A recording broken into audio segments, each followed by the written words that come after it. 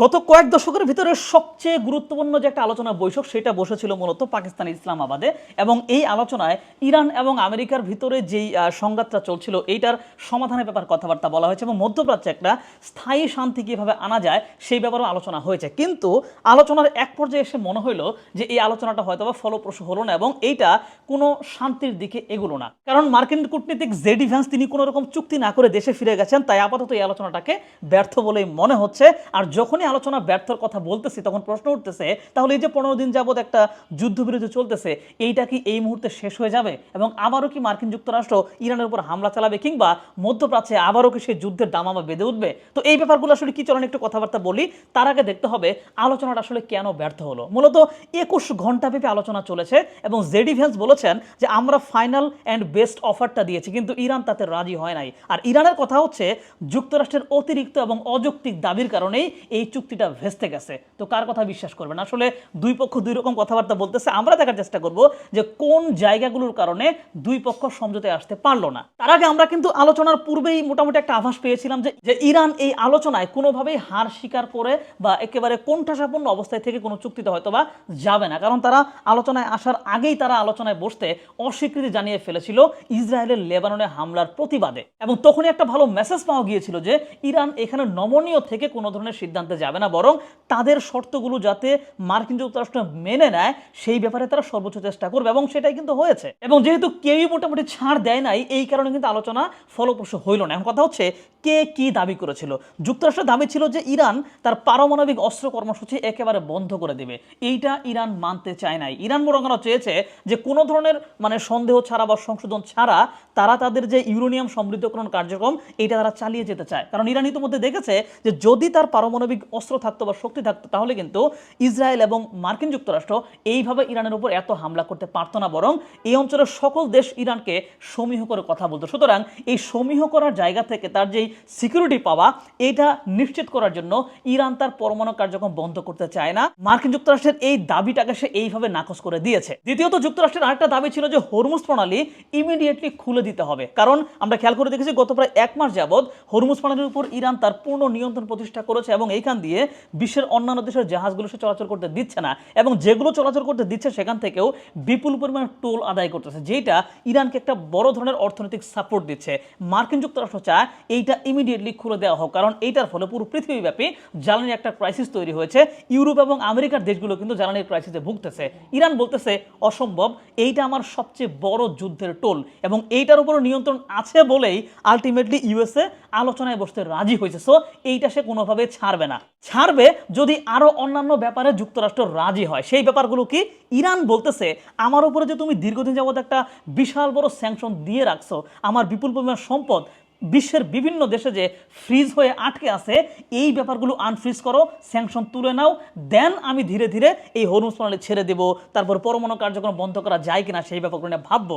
কিন্তু ইউএসএ বলতেছে এক্ষুনি সেই নিষেধাজ্ঞা তুলে নেওয়া যাবে না, তুমি আগে হরমুজ প্রণালী খুলে দাও, দেন আমি ধীরে ধীরে ওই স্যাংশনগুলো উঠিয়ে নেব। তার মানে দুইজনের কথা কিন্তু এক জায়গায় এই জায়গা থেকে মিলতেছে না। দ্বিতীয়ত ইরান আরো দাবি করতেছে যে হরমুজ প্রণালীর উপর তার যে সার্বভৌম অধিকার সেটা সে এখন থেকে প্রতিষ্ঠা করতে চায়, যেটা একটা দীর্ঘ সময় সে কিন্তু প্রতিষ্ঠা রাখে নাই। এটা মোটামুটি সবার জন্য ওপেনে ছিল, সেইটা এখন সে ধরে রাখতে চায়। এইটাও মার্কিন যুক্তরাষ্ট্র মানতে নারাজ। সেই সাথে ইরানের আরেকটা দাবি হচ্ছে লেবাননে ইসরায়েল যেভাবে হামলা চালাচ্ছে এইটা বন্ধ করতে হবে। আর ইরানের উপর যে বিপুল পরিমাণে হামলা চালিয়ে ক্ষতি করা হয়েছে এই ক্ষতির একটা বড় ধরনের ক্ষতিপূরণ তাকে দিতে হবে, তবেই সে অন্যান্য কথাগুলো শুনবে। এখন এই জায়গায় দুইটা পক্ষ এমন বলতেছে যে তুমি আগে মেনে নাও, দেন আমি আস্তে আস্তে মানবো। ও বলতেছে তুমি আগে মেনে নাও, দেন আমি আস্তে আস্তে মানবো।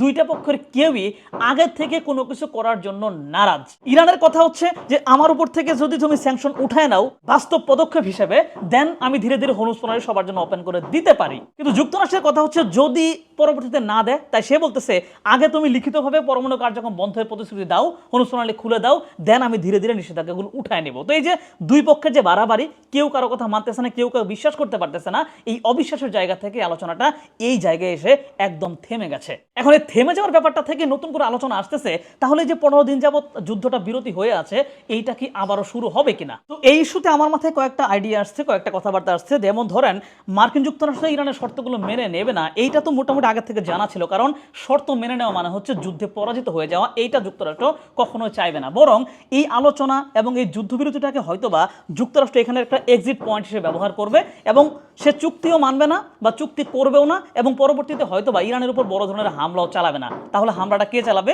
যুদ্ধ জারি রাখবে মূলত ইসরায়েল, যেটা ইতিমধ্যে সে প্রমাণ করে দিচ্ছে লেবাননে একের পর এক হামলা করার মাধ্যমে। কারণ ওইদিকে ডোনাল্ড ট্রাম্প কিন্তু দাবি করে বেড়াচ্ছে যে তারা এই যুদ্ধে জয়লাভ করেছে, আবার অন্যদিকে ঠিক এই ইসলামাবাদে কিন্তু কূটনীতিক পাঠাইছে আলোচনা করার জন্য।